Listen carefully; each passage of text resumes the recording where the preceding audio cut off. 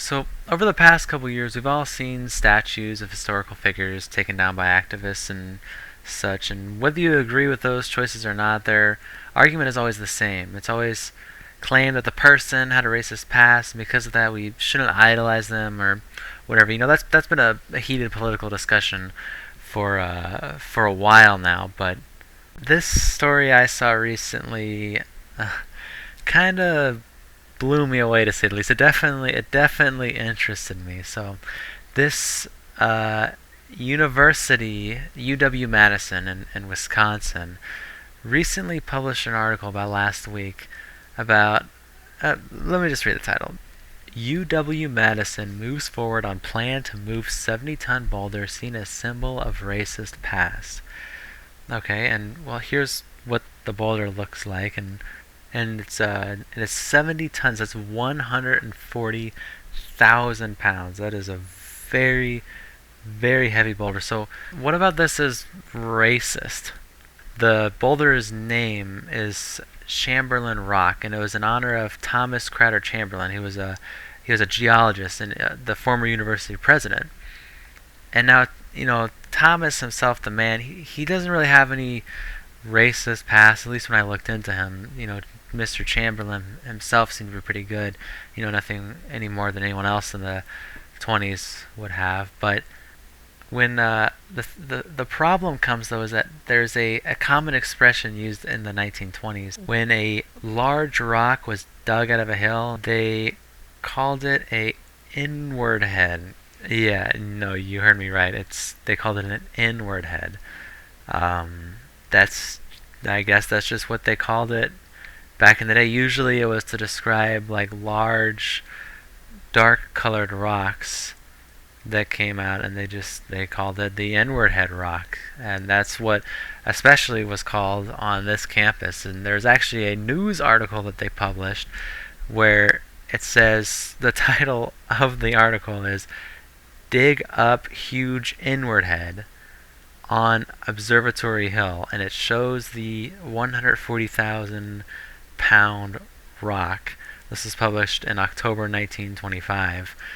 And so basically the official college committee, they all sat down and they all had to take a vote on whether or not the inward head rock was going to be removed.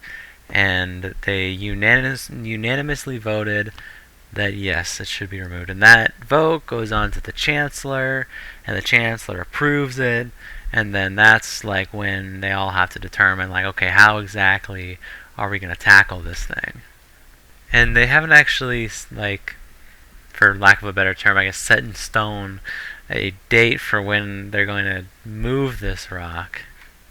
But even the president himself, the president of the university himself, he came out and he said, yeah, it's a symbol of injustice, it needs to go.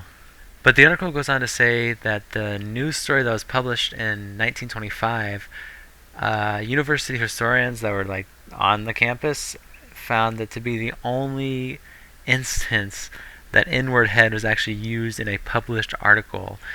Apparently, the term itself was used like around, just people just said it, but that was the only time it was actually publicized in an article, and of course it was that campus. And basically, the term itself kind of fell out of use by the 1950s. No one was really saying that anymore to describe large, dark rocks. Okay, now listen to this. This is actually really interesting. The UW-Madison University needs secure approval from the Wisconsin Historical Society before they can even do anything, because the rock itself is located near an effigy mound. Okay, so an effigy mound is like a Native American thing. Typically, it's like a raised pile of earth, like in the shape of like an animal or like a symbol or something. It's like a Native American culture thing. Like Native Americans used to do it all the time. So you have like this effigy mound, this Native American historical thing, and then right next to it you have the inward head rock, and they can't get everything onto the site to move that rock because you have to submit a request to disturb a cataloged burial site. And like all the native American tribes of Wisconsin are all notified of like what they're doing. So every Native American tribe in Wisconsin has to know now that they could be getting their effigy mound disturbed, so that way these people can move the inward head rock out of the way. And just the process itself, like to get the approval of the natives and the Wisconsin Historical Society, that can take like 60 to 90 days. This just came out a week ago, so it'll be a couple months before we'll even know whether they approve of it, approve of this removal at all. And also, a qualified archaeologist has to be on site while they're moving it. Otherwise, it would you just can't have it happen.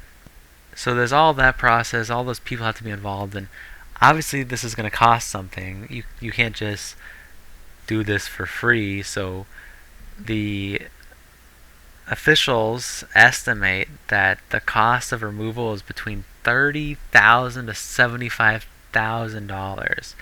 That is a lot of money.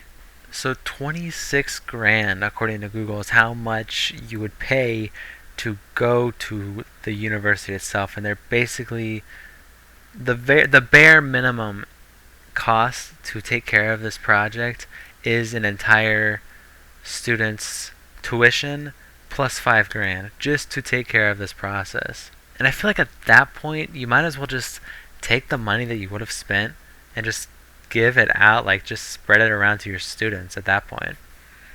In my honest opinion, this is one of those scenarios where I think the better option than allocating all these funds and allocating like all this time and these like everyone's time, I feel like you can just reclaim it.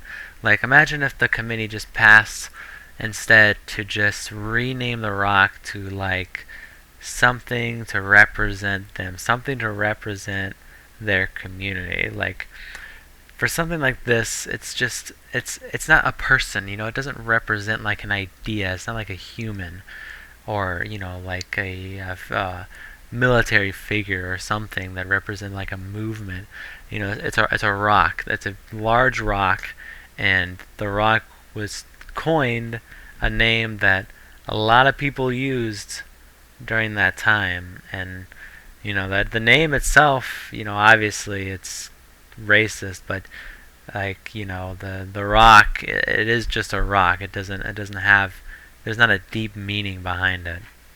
And so on top of all of this, the cost and everything, they actually have to sit down and make a plan on exactly like how they're going to do it, because like they have the funds. I mean, I suppose they have the funds, they have the people, but they actually have to like go through the process of moving the rock.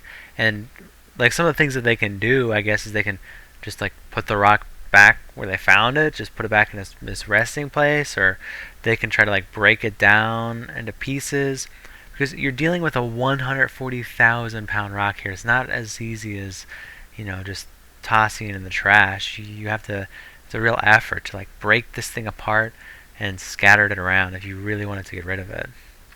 And so another crazy part of this whole thing is that the Department of Geoscience is actually working with the committee because they want the rock preserved, because apparently it has like a rich geological history, as they describe. They assume it was like carried by glaciers from maybe all the way up as far as North Canada, and they want it to be preserved so that way they can study it and use it as a teaching tool for future geology students.